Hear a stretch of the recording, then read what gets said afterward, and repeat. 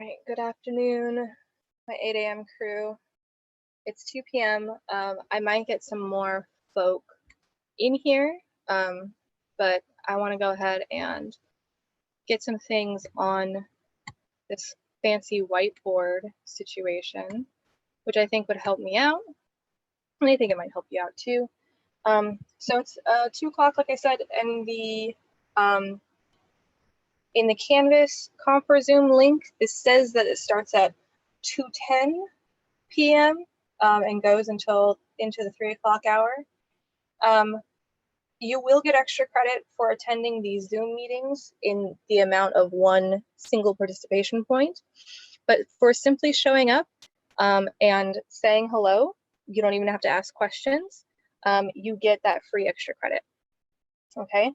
And if you still can't navigate Zoom, and who can even blame you, because I can barely navigate Zoom, or your Wi-Fi connection is not reliable, let's get you into a conference. I can call you on the phone. We can even do it something by email if nothing else, but something in which I get to be able to speak with you and we run ideas past each other and we make a plan for what you're going to do for the rest of the semester. Okay, like this is super important. And like I said, it is part of your grade. But if during this conference you can talk to me about the issues that you've been having regarding Zoom, maybe the times are no longer working for you because your job decided, hey, you're an essential worker and you're not, going to classes anymore, so you might as well get, scheduled for whatever time. I'm sorry, very, very annoying to me. But also, like if you have connection issues, if you have scheduling issues as far as like sharing a computer, like just let me know that this has been an issue. You don't have to be super specific or anything, but get me on the conference, tell me what that's all about, and I can give you a standard number of extra credit points simply for, being aware that Zoom is happening, for watching this video, and for, of course, actually contacting me and getting in on the conference before your research paper is due. So I want to take a second today and talk about your research paper.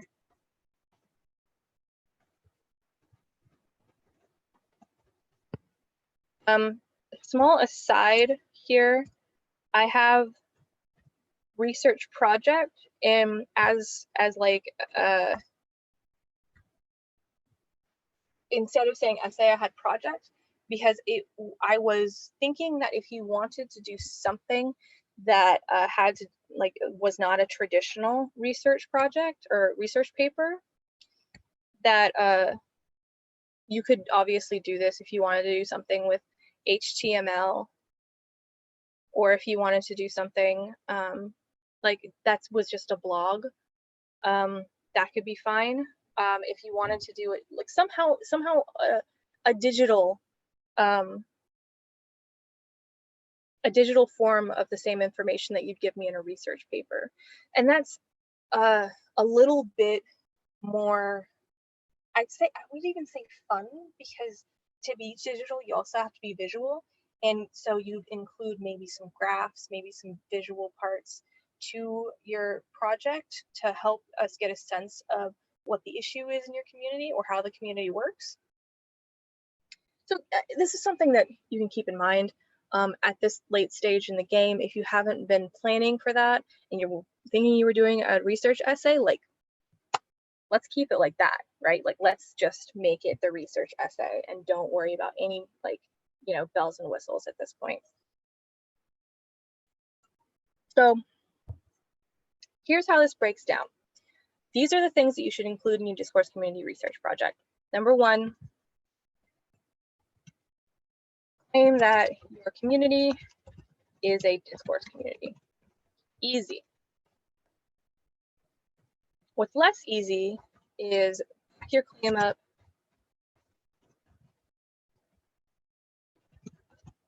with research about discourse communities. Oh no, you may be saying to yourself, I didn't actually do any research on discourse communities. I've been doing research on my particular discourse community. What am I gonna do? Well, guess what, buckaroo? I've already done the research for you here.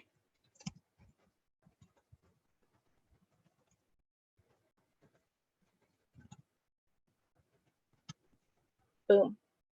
You can use the articles on discourse communities that we have read for class. That's the Dilger and the Borg.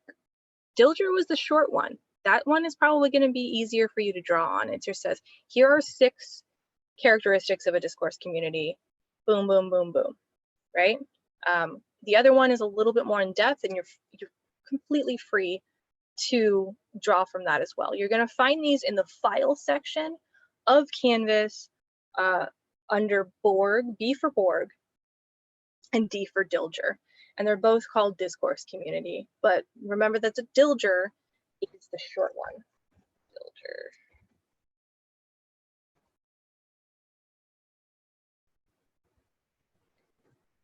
So this is, I mean, I'm noting this because this is basically a freebie, okay? Like, I've given you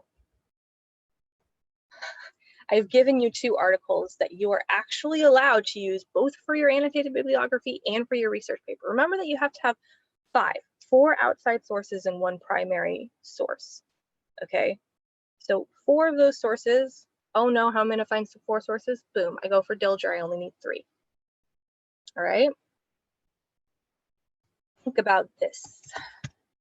Take heart in these things. It's not quite as much back-breaking labor as you may think that it is. So I've claimed that my community is a discourse community. I have backed that up with some research about discourse communities in general. My discourse community, for instance, is that we all have shared goals. My community is a discourse community in that we all have shared goals.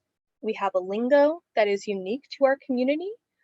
We have a regular place that we go to communicate with each other. And we have common goals with our communication and you know, and communicate. I think that generally speaking, what you're looking for here is like a group in which communication is part of their goals, right? Like communication is how they're actually changing the world around them. But if you have a discourse community and that's not really what you're thinking that your discourse community is about, just focus on the communication portion of your discourse community, okay? Like this is key. You can talk about you can touch on many other aspects of your discourse community, but you're focusing on communication. This is my next section. So your first section is my community is a discourse community because Dilger says this and that. The second portion is a description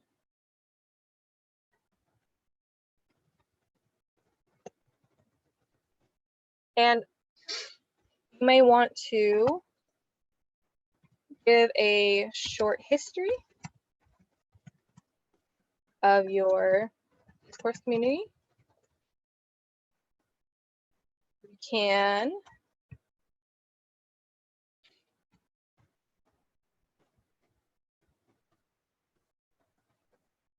sort of put together what we might call a profile.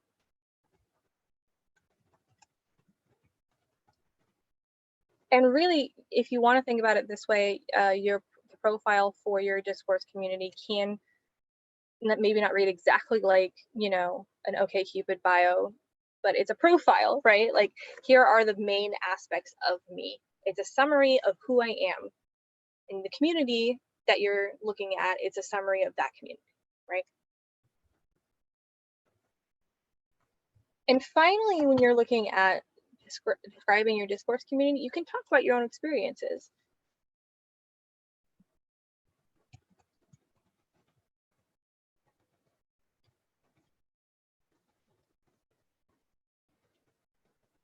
Now I'm going to put a star here, okay? Here's the star portion. Describe your personal experiences within the community, you have to back these up. And it sounds counterintuitive. How do I back up my own anecdotal evidence? Well, give other sources which convince the reader that your experience is not like an outlier. Okay, your experience is not unique. That's probably not the best way of putting it. Your experience is obviously unique because your experiences are as unique as you. I want to say that. But the reason that I say that I want to hear that your experience is not unique is if you had a great time, you know, getting into Dungeons and Dragons with your friends, all you'd have to do is find a source that said D&D good for social networking and mental health or something like that. Like I had this experience and I'm not the only one. According to this source, this is a very common thing that goes on when people gather for tabletop games.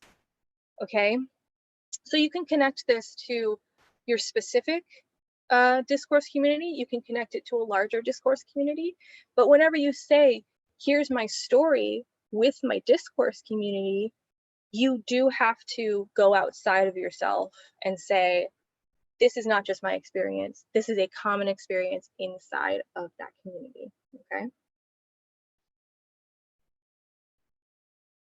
And that's the first, I would say this is the first half-ish, maybe a little less than half of your entire essay, okay?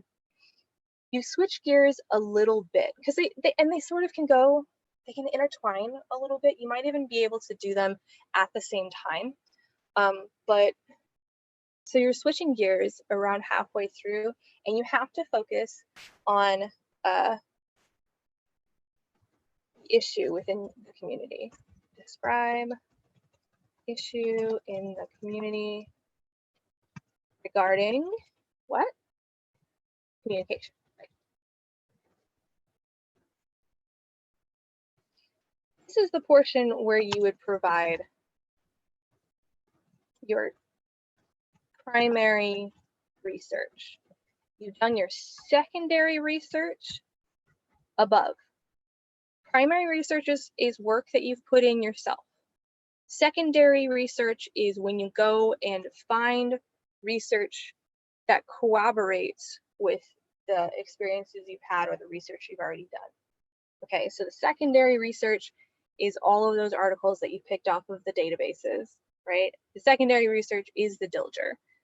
But your primary research, which you do need to have one source for, is either an interview with someone in the community or a one or two, more than likely two, examples of discourse within the community. So two people talking on Facebook fills this requirement. Okay, if you want to copy and look at and read closely a comment thread on Facebook for this, that's perfect. But tell me what they're doing in that, okay? Tell me how these people are communicating with each other. This is where your analysis that you've done for your TRA and your closed reading, this is where it's going to come in handy, okay? So you can interview somebody, but it's the 11th hour as far as our semester goes. We've got 10 days left before everything is due. Maybe you don't want to schedule an interview with somebody, and you know, over the phone or by email. These are all perfectly valid things. But I mean, obviously you have that option. Okay, I'm not like slapping that off the table. But more than likely, as far as time's concerned, you're probably going to have a better way of doing it by grabbing grabbing discourse, grabbing communication, giving us a little example of how people talk about the issue.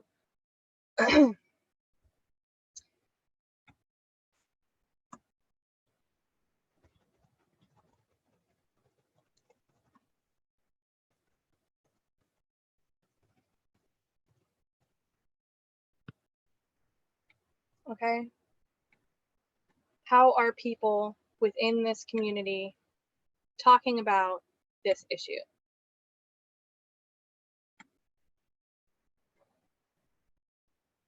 That's really what we want to get with your primary research. You introduce the issue inside of your discourse community, you talk about how people are talking about it,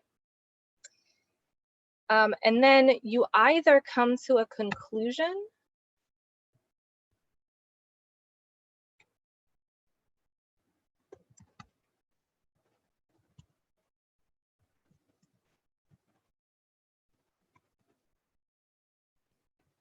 about the issue, based on your research, or talk about how the issue could be resolved, again, based on your research, or you don't have to say any of that. If you don't think that this is something resolvable, then just say that. You can just explain why this issue / the community is important, okay?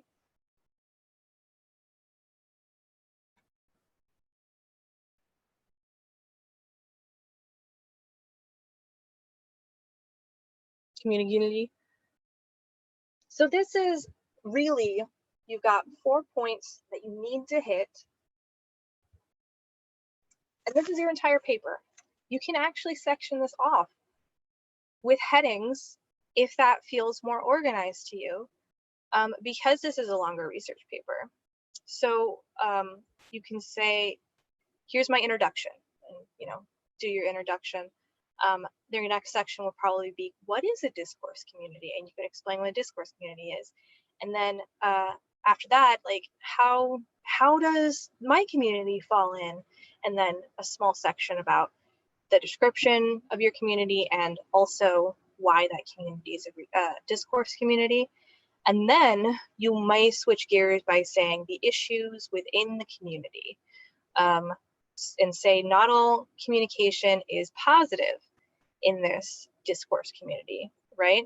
Here's one example of how an issue within the discourse community has broken down communication, or how a breakdown in communication has affected the community, okay?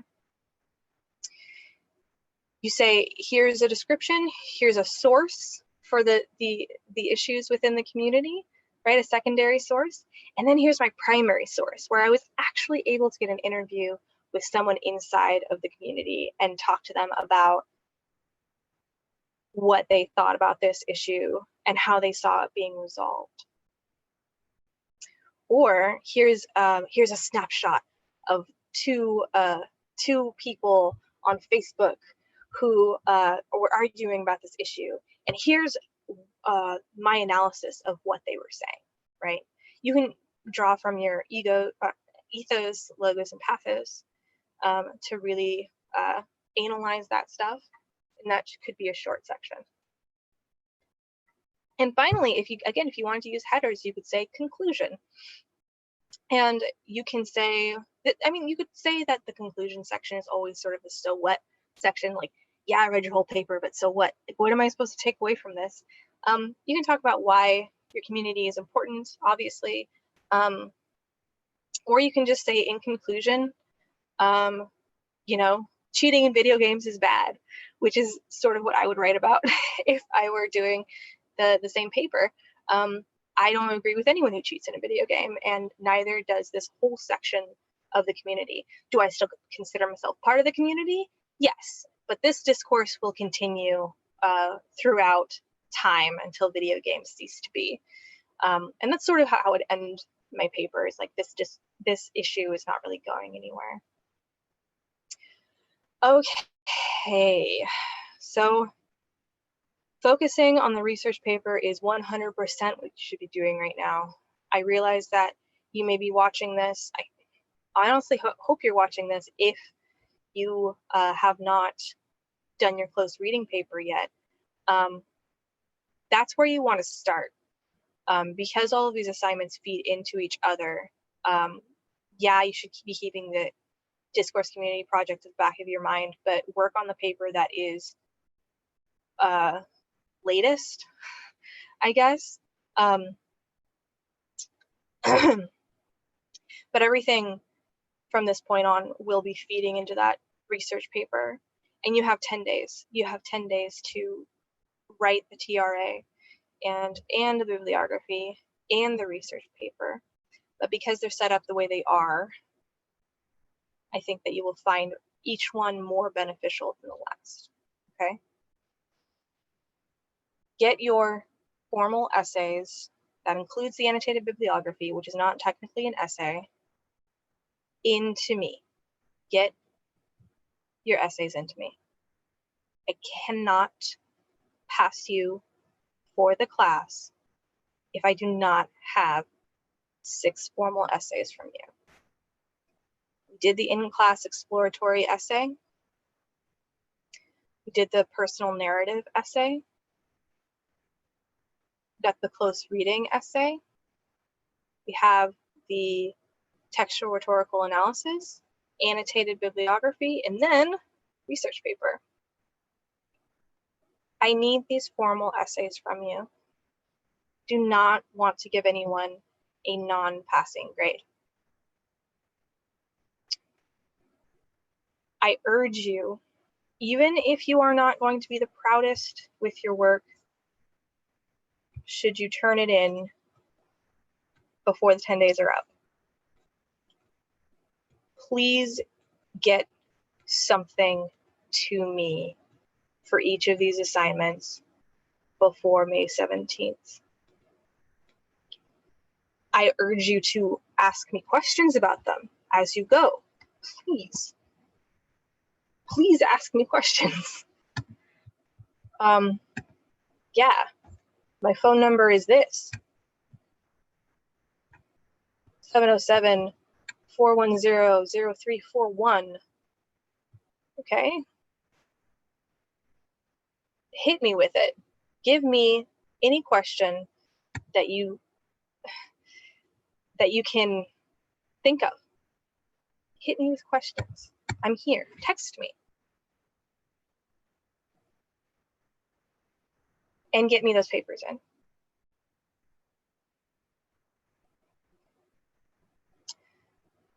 If you are not going to get those papers in, if you are sitting there right now thinking, I am not going to get these papers in time, you have 2 things to consider. First of all, it is very likely that if you email me with enough notice, I can extend your deadline by a few days, okay? The second is that you have the ability to drop this course with an excused withdrawal until May 21st.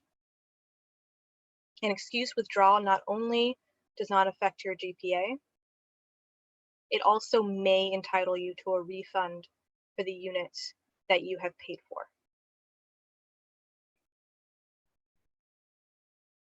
I don't want you necessarily to drop my class. I do want you to have the opportunity to do your best and be proud of your work.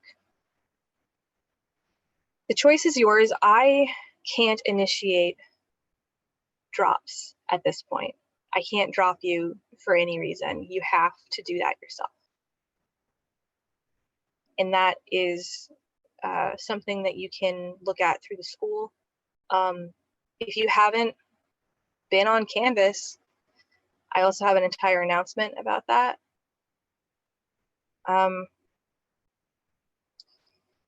Yeah, so those are your options.